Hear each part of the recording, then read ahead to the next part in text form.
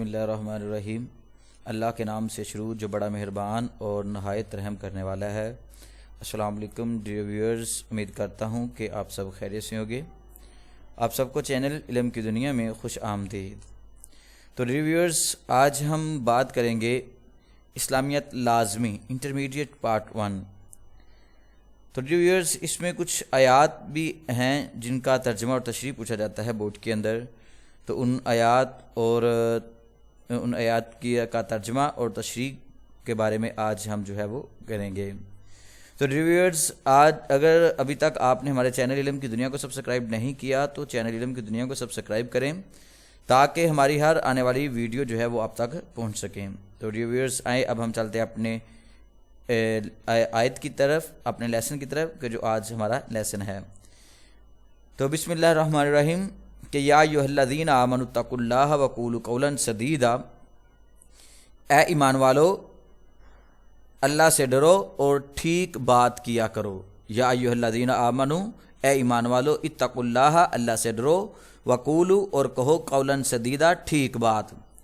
اس کے بعد آیت کا دوسرا حصہ ہے کہ یصلح لکم اعمالکم ویغفر لکم ذنوبکم ومن یطع اللہ ورسولہ فقد فاز فوزا عظیما، تاکہ وہ تمہارے اعمال کو درست کرے اور تمہارے گناہ معاف کر دے، اور جس نے اللہ اور اس کے رسول کا کہنا مانا تو اس نے بڑی کامیابی حاصل کی۔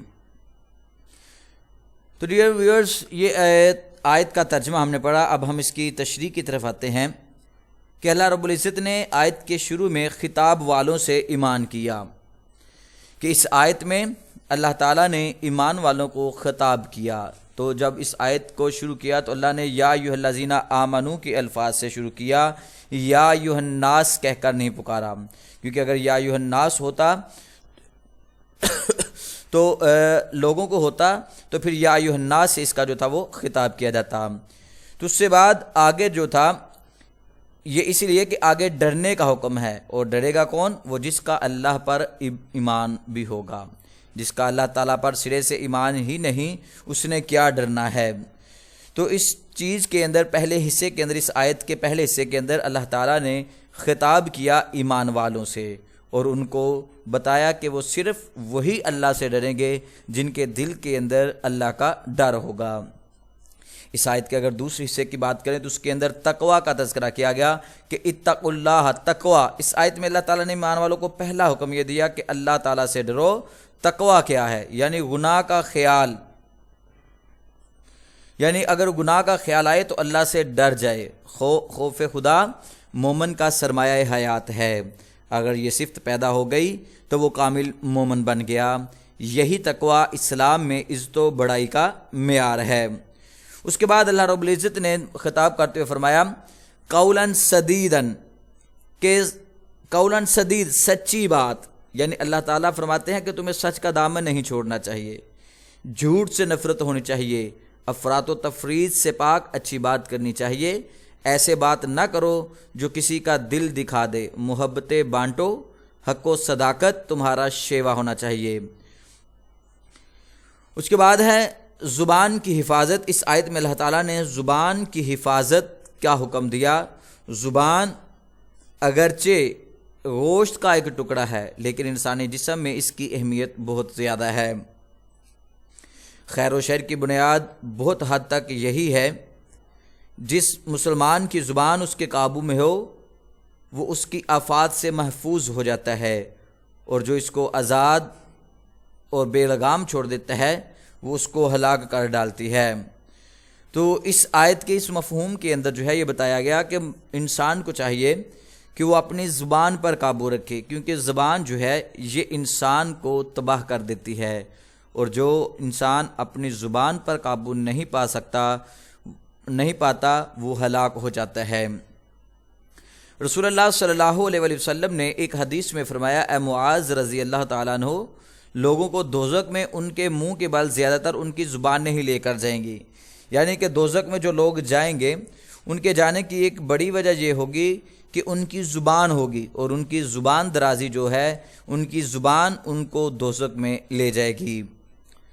اس کے بعد حضرت عبداللہ بن مسعود رضی اللہ تعالیٰ عنہ فرمایا کرتے تھے، قسم ہے اس ذات پاک کی جس کے سوا کوئی معبود نہیں، زبان سے زیادہ کوئی چیز قید رکھنے کی محتاج نہیں. یعنی کہ اگر کسی کو قید میں رکھنا ہے، اگر کسی کو قید میں رکھنا چاہتے ہیں تو وہ صرف زبان ہے، کہ زبان ہی ایسی ہے کہ جس کو قید میں رکھا جائے گا تو انسان ٹھیک رہے گا. اگر زبان پر قابو نہ رکھ سکا تو وہ تباہ و برباد ہو جائے گا. حضرت طاؤس رضی اللہ تعالیٰ عنہ فرمایا کرتے تھے کہ میری زبان درندہ ہے، اگر چھوڑ دوں تو مجھے چٹ کر جائے گی، یعنی تباہ کر دے گی، ختم کر دے گی. یعنی زبان سے نکلے ہوئے الفاظ انسان کو ختم کر دیتے ہیں، اور جب انسان اپنی زبان پر قابو نہیں پاتا تو پھر وہ تباہ و برباد ہو کر رہ جاتا ہے.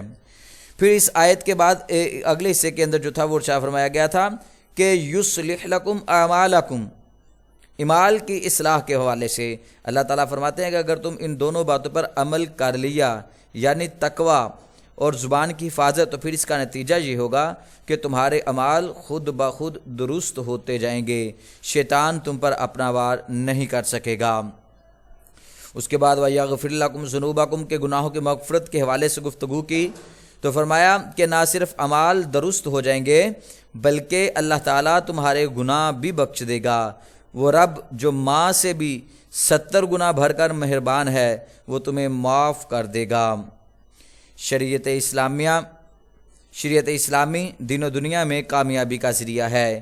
اس آیت میں اللہ تعالیٰ نے اپنی اطاعت اور اپنے حبیب کی اطاعت کا ذکر کیا ہے. اطاعت الہی اور اطاعت رسول کا دوسرا نام شریعت اسلامی ہے. اللہ تعالیٰ فرما رہے ہیں کہ اگر دنیا میں کامیاب ہونا چاہتے ہو تو پھر شریعت اسلامیہ کے مطابق اپنی زندگی گزارو. یعنی وَمَن یُطِعِ اللَّهَ وَرَسُولَهُ کہ جس نے اطاعت کی اللہ اور اس کے رسول کے، یہ شریعت اسلامیہ ہے. تو پھر شریعت اسلامیہ کے مطابق اپنی زندگی گزارو، یہی انسان کی سب سے بڑی کامیابی ہے. تو ڈیئر ویورز، آج ہم نے اپنے اعمال کی اصلاح، اپنی زبان کی حفاظت، گناہوں کی مغفرت، تقوی اور خطاب والوں سے، ایمان والوں سے خطاب اور اچھی بات جو تھی اس کے بارے میں آج ہم نے ریڈ کیا. تو ڈیئر ویورز، آپ ہمارے چینل علم کی دنیا کو سبسکرائب کریں تاکہ نیکسٹ جتنی بھی آیات، کوئی بھی ویڈیو اپلوڈ کی جا سکے آپ تک پہنچ سکے. اس کے ساتھ ہی چینل علم کی دنیا حافظ عابد علی کو اجازت دیں. اللہ حافظ.